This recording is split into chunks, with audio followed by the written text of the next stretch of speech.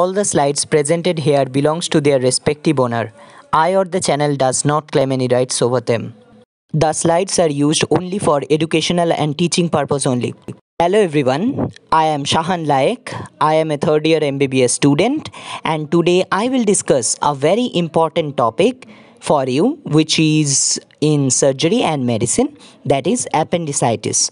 So what is appendicitis? Appendicitis. Itis means inflammation. So appendicitis is the inflammation of the appendix. It was first described in 1886 by Reginald Fitch.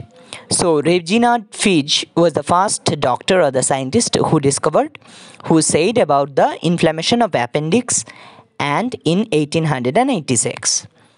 And always remember, this is actually a surgical emergency.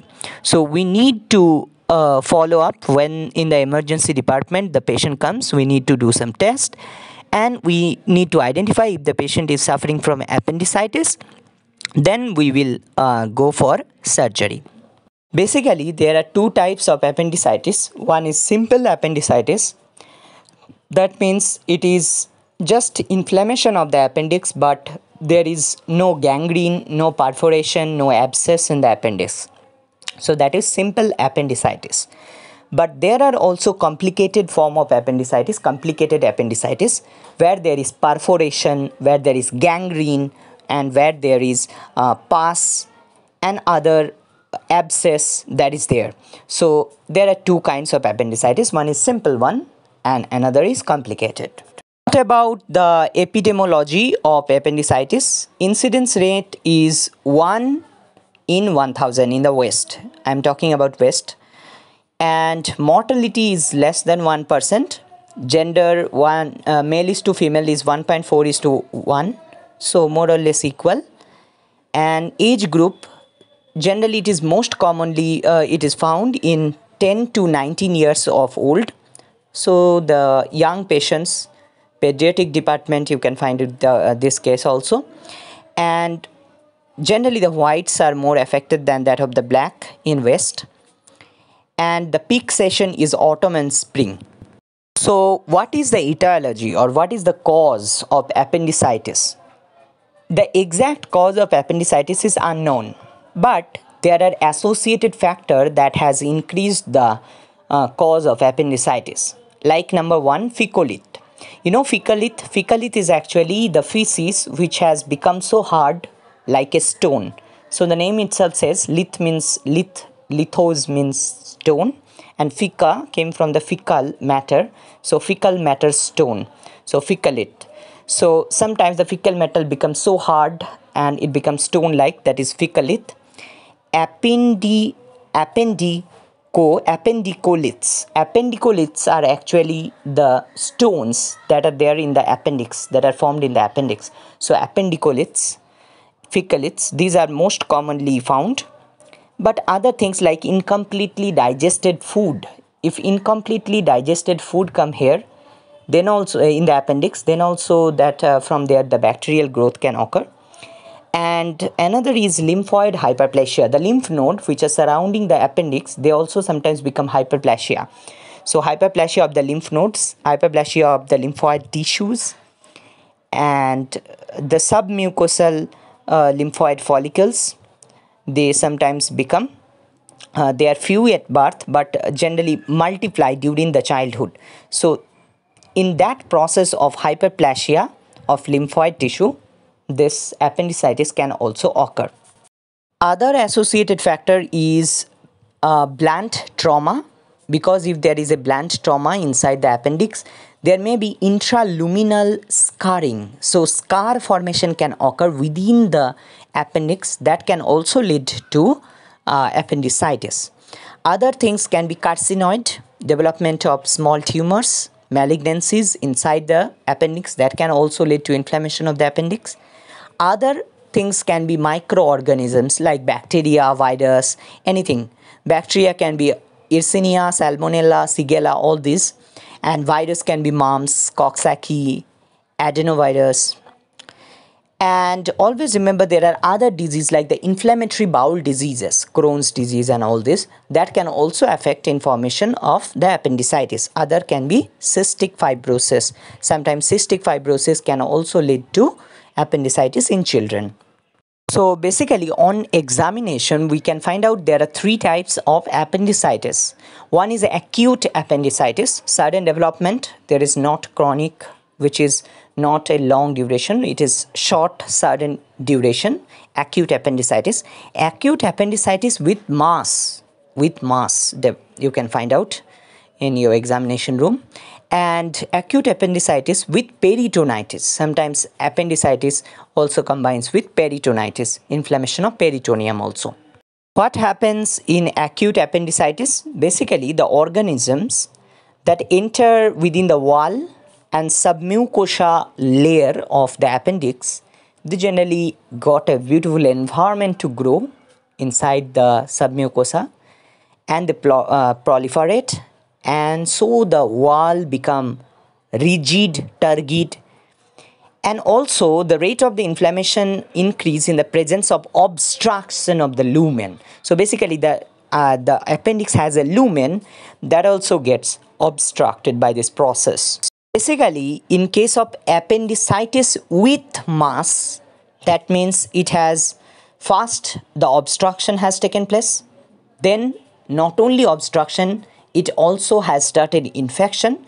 So because of obstruction plus infection, the appendix will distend, it will grow up, and it will be filled with pus. And because of all this, there will be venous occlusion, venous obstruction, venous occlusion, edema. All these things will occur, and this will lead to gangrene formation and perforation. So pores will also develop, and eventually this will protrude out as a mass, as a appendix mass. So this is acute appendicitis with mass. Next is acute appendicitis with peritonitis. That means appendix inflammation is there along with peritoneum inflammation. So how does it happen? Basically, due to perforation of the appendix, these infected fluid that is there, the infected fluid, the pus, the bacteria that were there inside the appendix, now because of the holes, because of the perforation of the appendix, it now spread to the peritoneum, and that will cause inflammation of peritoneum too. In this way, it is caused acute peritonitis along with acute appendicitis. Clinical features of appendicitis. Basically, the patient will present with abdominal pain. The patient will say that the patient is having right iliac fossa pain for hours, and it is persistent, and sometimes the patient may also complain flank or back pain. So generally, flank or back pain is complained by the patient when it is retrocecal. So when it is behind the cecum, when the appendix is behind the cecum, when it is retrocecal, then the patient complains of flank and the back pain. And sometimes the patient may complain of suprapubic pain when it is pelvic appendix. When it is in the pelvic position, the appendix in the pelvic position, then the patient may complain of suprapubic pain.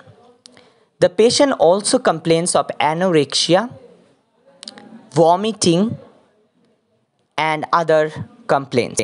Most of the patient give a history of constipation before onset of the pain, and in children we can find out diarrhea. Fever is low grade, hematuria, urine may contain blood, and the patient will give the Murphy's triad, what we call Murphy's triad. So what is Murphy's triad? Pain in the right iliac fossa, RIF, reef, pain in the reef, vomiting and fever. Pain, vomiting, fever, PVF. Pain in the right iliac fossa, vomiting and fever, that is Murphy's triad. Other features can be stages of shock like pale, sweating patient, anxious patient, elevated pulse rate but low BP, temperature subnormal, and respiration is shallow and rapid. And sometimes stages of peritoneal reaction can also be found. In stages of peritoneal reaction, we found local tenderness in the reef, RIF, right iliac fossa, rebound tenderness, that is when we are doing deep palpation in the appendix, then when we are just suddenly releasing our fingers, then we get rebound tenderness, a sudden increase in pain sensation to the patient, that is rebound tenderness, board-like rigidity, and marked rectal tenderness also. So all these are stages of peritoneal reaction. Stages of flank peritonitis can also be found, like abdominal distension. So when the patient is having the infection has spreaded from the appendix to the peritoneum, now you may find a flank pain, back pain, and also abdominal distension, bowel sounds may be absent, fecal vomitus, and dehydration can also be there. Basically, on examination, the patient shows local signs like McBurney point tenderness. McBurney point is a point that is situated between umbilicus and ASIS. Now, if we draw a line between umbilicus and ASIS, that is anterior superior iliac spine, then if we go 2/3 from the navel, or 1/3, if we come 1/3 from the ASIS, we get a point, and that is known as McBurney point. From there we get the right iliac fossa reef pain, and sometimes we get rigidity over the reef. Reef means right iliac fossa. Sometimes we also get rebound tenderness. You know rebound tenderness, I told you, when we palpate deep organs, then like appendix, when we just leave the hand, when we rebound it, then we get a tenderness, that is rebound tenderness.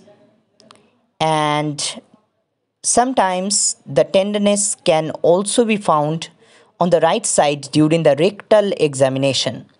Generally, rectal examination, this is generally found in pelvic appendicitis. So all these are local signs.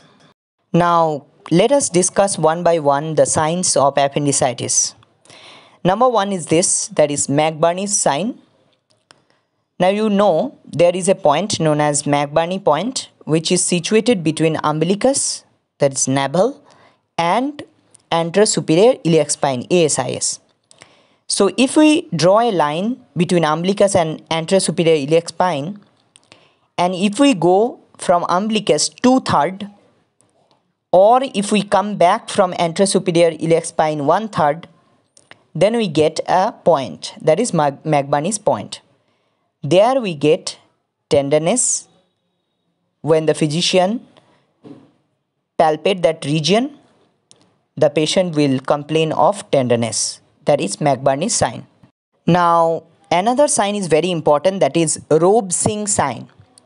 So if we do continuous deep palpitation from the left iliac fossa, so if we do a deep palpitation in the left iliac fossa, and then continuously we come in anti-clockwise direction along the colon, we get a pain on the right side, on the right iliac fossa.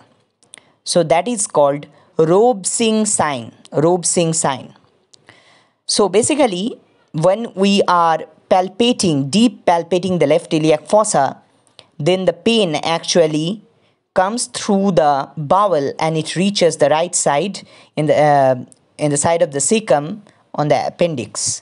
So we get the Rob-Singh sign. So left iliac fossa palpitation cause right iliac fossa pain. That is Rob-Singh sign, very important. McBurney's sign is important. Rob-Singh sign is also important for exam. Now this is Psoas sign. Psoas sign proves that there is inflammation in the peritoneum that lies over the psoas muscle. Now you know, just beside the appendix we have psoas muscle. Psoas muscle is covered with peritoneum. Now if the inflammation has spreaded to the peritoneum covering the psoas muscle, we get the Psoas sign. What is Psoas sign? You can see look at the picture how the patient's leg is extended backward and it causes pain. So straightening out of the leg, it causes pain because this will stretch the muscle, the psoas muscle. And flexing of the hip, when the hip is flexed, then the pain relieves. So that is Psoas sign. This is known as obturator sign. Obturator sign. Basically, when internal rotation of flexed thigh, you can see how flexed thigh looks in the picture, flexed thigh. Now, when internal rotation occurs of the flexed thigh, then what happens? The examiner actually moves the lower leg, the lower portion of the leg, laterally.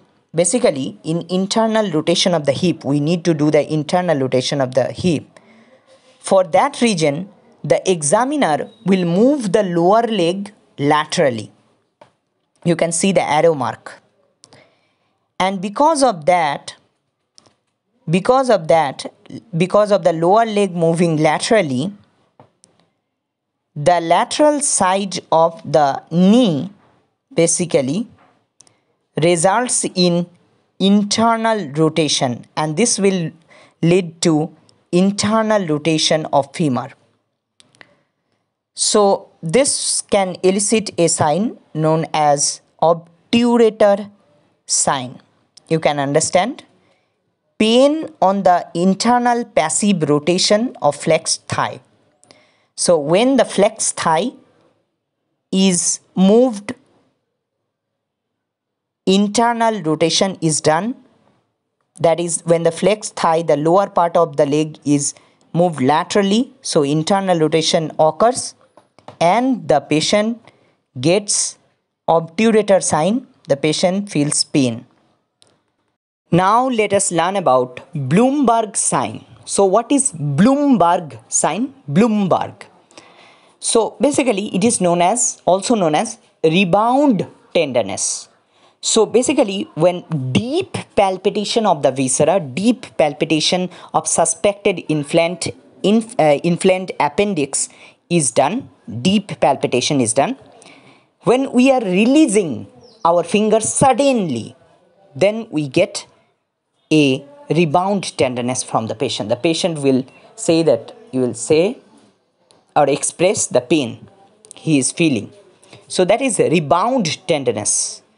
Deep palpitation of the viscera or deep palpitation of the suspected inflamed appendix when suddenly released pressure that result in rebound phenomena, rebound tenderness, that is known as Blumberg sign. That is also very important for exam. Let us learn the surgical anatomy of appendix. Basically, appendix is attached with cecum, you know. It is attached to the cecum at a point of convergence of the three tinea coli. So, three tinea coli actually converge at a point, and that is the point where the appendix will attach on its posteromedial wall. Posteroside, medial side. Posteromedial wall of the cecum, the appendix is attached at a point where the three tinea coli has converged. Now let us learn about the common positions of appendix. Okay, before learning the position of appendix, let us learn about a terminology known as mesoappendix. Sometimes this is asked in the examination. What is mesoappendix? Mesoappendix is a terminology that is used for describing peritoneal fold. Mesoappendix is a peritoneal fold that contains fat and appendicular artery. It contains appendicular artery and fat. So fat and appendicular artery, they together form the mesoappendix. Okay. So what is the common position of the appendix? The common position of appendix is behind the cecum, that is retrocecal. Sometimes it is found at the level of the psoas muscle or below the psoas muscle, that is known as pelvic position.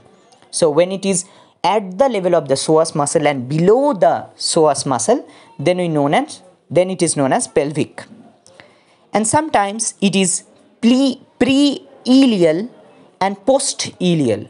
So before the ileum, pre-ileal, and after the ileum, post-ileal. So these are the terminologies. Paracecal, sometimes called paracecal, which are used in surgical anatomy of appendix. Now look at the picture for making all the terminologies, the position of appendix clear. Now you see this picture, the retrocecal one, the left side picture. Left side it is written retrocecal, 63%. So 63% of the cases we get retrocecal. Behind the cecum you get retrocecal. Next come below pelvic. Pelvic is 33% pelvic. So you know pelvic position is where at the level of the psoas major muscle or sometimes below the psoas major, that is pelvic, 33%. Next is subcecal. Subcecal is also written below, you can see subcecal. So below cecal, that is 2%. And the other pre-ileal and the post-ileal both are 1%. So before the ileal, you can see before the ileum it is pre-ileal and behind the ileum it is post-ileal. Both are 1%. Right side you can see. So in this way all these are very important positions of appendix. Now this is Alvarado score. Alvarado. So what is Alvarado score? Alvarado score is actually a score that is there for understanding the appendicitis. So we take different feature like anorexia, right iliac fossa pain, right iliac fossa tenderness, rebound tenderness, shift to the left, leukocytosis, fever, nausea, vomiting. So all this we take into consideration, and if the score is above 8 or 9, so if the score is 8 or 9, then we can be sure. And if the score is below 5, then it is negative. Alvarado score negative. Alvarado score negative. Below 5. Below 5 is negative. So below 5, Alvarado score negative. When it is 8 and 9, it is sure. And between this, that is between 5 to 8, we get investigation. We get to know. So we need to investigate. So below 5, if it is 4, 3, 2, like that, below 5, we don't need to investigate. We can say it is negative. And when it is 8 or 9, then we can be sure. Alvarado score is sure. But when it is 5 to 8, we need to consider investigation. We need to differentiate appendicitis from other disease. There are so many DD, there are so many differential diagnoses for appendicitis like ovarian cyst, pancreatitis, Crohn's disease, carcinoma ossicum, ectopic gestation, ophoritis, worm ball, renal mass. So all these are differential diagnoses. This is the picture of the inflamed appendix, which is thick with purulent coating. You can see this appendix is actually taken after surgery. If you like this video, please make a thumbs up, and those who are new to my channel, please subscribe our channel. Thank you.